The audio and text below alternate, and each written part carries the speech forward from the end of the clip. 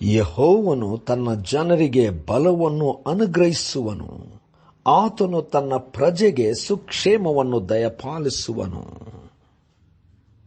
ಗುರುವಾರ 2 ಜನವರಿ 2025 ಇಸ್ವಿ. ಈ ದಿನದ ವಾಕ್ಯ ಧ್ಯಾನಕ್ಕಾಗಿ ನಾನು ಆರಿಸಿಕೊಂಡಿರುವಂಥ ವೇದ ಭಾಗವು ಕೀರ್ತನೆಗಳ ಸಂಗ್ರಹ 29ನೇ ಕೀರ್ತನೆಯ 10ನೇ ವಚನ. ಯೆಹೋವನು ಜಲಪ್ರಳಯದಲ್ಲಿ ಆಸೀನನಾಗಿದ್ದನು, ಆತನು ಸದಾಕಾಲವೂ ಅರಸನಾಗಿ ಕೂತಿರುವನು ಎಂಬುವಂಥದ್ದೇ. ಕರ್ತನಲ್ಲಿ ಪ್ರೀತಿಯುಳ್ಳ ದೇವ ಜನರೇ, ಶುಭೋದಯ. ದೇವರು ಎಲ್ಲ ಪರಿಸ್ಥಿತಿಗೂ ಮೀರಿ ಉನ್ನತವಾದಂಥ ಸ್ಥಿತಿಯಲ್ಲಿದ್ದಾನೆ. ದೇವರ ನಾಮಕ್ಕೆ ಸ್ತೋತ್ರ ಉಂಟಾಗಲಿ. ಕರ್ತನಲ್ಲಿ ಪ್ರಿಯರೇ, ಈ ವಾಕ್ಯ ಧ್ಯಾನ ಮಾಡೋಣ. ಈ ದಿನದ ವಾಕ್ಯ ಧ್ಯಾನದ ಶೀರ್ಷಿಕೆ, ಯೆಹೋವನು ಜಲಪ್ರಳಯದಲ್ಲಿ ಆಸೀನನಾಗಿದ್ದಾನೆ. ಕರ್ತನಲ್ಲಿ ಪ್ರಿಯರೇ, ಈ ವಾಕ್ಯ ಧ್ಯಾನ ಮಾಡೋಣ. ಕೀರ್ತನೆಗಾರನು ದಾವೀದನು ಈ ಒಂದು ಕೀರ್ತನೆಯಲ್ಲಿ ದೇವರು ಎಷ್ಟು ಅಗಮ್ಯನು, ಶ್ರೇಷ್ಠನು, ಮಹೋನ್ನತನು, ತನ್ನ ಜನರನ್ನು ಉಂಟು ಮಾಡಿದಂಥವನು, ಸರ್ವಸ್ವವನ್ನು ಉಂಟು ಮಾಡಿದಂಥವನು, ಎಲ್ಲ ಘನ ಮಾನ ಮಹಿಮೆಗೆ ಯೋಗ್ಯನು ದೇವರೊಬ್ಬನೇ. ಎಲ್ಲದರ ಮೇಲೆ ಅಧಿಕಾರವುಳ್ಳಂಥವನು ದೇವರೇ.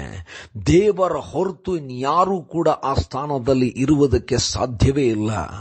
ಅದ್ವಿತೀಯನಾದಂಥ ದೇವರು ನಿರಂತರವಾಗಿರುವಂಥವನೆಂಬುದಾಗಿ ವರ್ಣಿಸುತ್ತಾ ಹೋಗಿ ಕಡೆಯ ಈ ವಚನಗಳಲ್ಲಿ ಅದ್ಭುತಕರವಾದಂಥ ವರ್ಣನೆಯನ್ನು ಕೊಡುತ್ತಾ ದೇವರು ಜಲ ಪ್ರಳಯದ ಮೇಲೆ ಆಸೀನನಾಗಿದ್ದಾನೆ ಎಂಬುದಾಗಿ ಬಹಳ ಅದ್ಭುತವಾಗಿ ವರ್ಣಿಸುವಂಥವನಾಗಿದೆ. ಅಂದರೆ ಜಲ ಪ್ರಳಯ ಎಂಬುದಾಗಿ ಬಹಳ ಶಕ್ತಿ ಉಳ್ಳದ್ದು, ಎಲ್ಲವನ್ನು ನಾಶ ಮಾಡಲಿಕ್ಕೆ ಇರುವಂತಹ ಬಲ, ಆ ಒಂದು ಶಕ್ತಿಯ ಮೇಲೆ ದೇವರು ಆಸೀನನಾಗಿದ್ದಾನೆ. ಅಂದರೆ ದೇವರ ಆ ಶಕ್ತಿಯ ಮುಂದೆ ಯಾವ ಶಕ್ತಿಯೂ ಇರಲಿಕ್ಕೆ ಸಾಧ್ಯವೇ ಇಲ್ಲ. ಲೋಕದ ಎಲ್ಲಾ ಶಕ್ತಿಗಳು, ಬಲಿಷ್ಠವಾದಂಥ ಎಲ್ಲಾ ಕಾರ್ಯಗಳು ದೇವರ ಮುಂದೆ ಏನು ಇಲ್ಲವಾಗಿದೆ.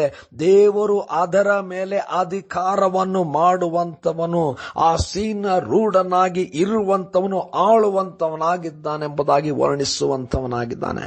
ಕರ್ತನಲ್ಲಿ ಪ್ರಿಯರೇ, ಎಷ್ಟು ಸತ್ಯವಾದಂಥ ಮಾತು. ಹೊಸ ವರ್ಷಕ್ಕೆ ಹೆಜ್ಜೆ ಇಟ್ಟಿರುವಂಥ ನಾವುಗಳು ಈ ನಂಬಿಕೆಯಿಂದ ಮುಂದೆ ಸಾಗಬೇಕು. ಯಾವ ಪರಿಸ್ಥಿತಿಗಳು ಅನೇಕ ಸಂದರ್ಭಗಳಲ್ಲಿ ನಮ್ಮನ್ನು ಹೆದರಿಸುವಂತದ್ದಾಗಿದೆಯೋ ಅಂತ ಪರಿಸ್ಥಿತಿಯ ಸಮಯದಲ್ಲಿ ಈ ವಾಕ್ಯವನ್ನು ನೆನಪಿನಲ್ಲಿ ತಂದುಕೊಂಡು ಧೈರ್ಯದಿಂದ ಮುಂದೆ ಸಾಗೋಣ. ಯಾಕಂದ್ರೆ ಯಾವ ಪರಿಸ್ಥಿತಿ ನಮ್ಮನ್ನು ಹೆದರಿಸುವಂತೆ, ನಮ್ಮನ್ನು ನಾಶ ಮಾಡುವಂತೆ, ನಮ್ಮನ್ನು ಬೀಳಿಸುವಂತೆ ನಮ್ಮ ಮುಂದೆ ನಿಂತಿರುತ್ತೋ ಅಂತ ಪರಿಸ್ಥಿತಿಯ ಮೇಲೆ ಬಲವುಳ್ಳವನಾಗಿ ನಮ್ಮ ದೇವರು ನಿಂತುಕೊಂಡಿದ್ದಾನೆ.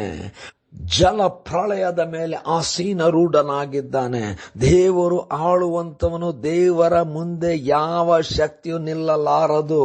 ಈ ಭರವಸೆಯಿಂದ ಮುಂದೆ ಸಾಗೋಣ. ಇಂಥ ದೇವರು ನಮ್ಮ ಮೇಲೆ ಕೃಪೆ ಇಟ್ಟಿದ್ದಾನೆ, ನಮಗೆ ವಾಗ್ದಾನ ಮಾಡಿದ್ದಾನೆ, ನಮ್ಮೊಂದಿಗೆ ನಡೆಯುವಂತವನಾಗಿದ್ದಾನೆ.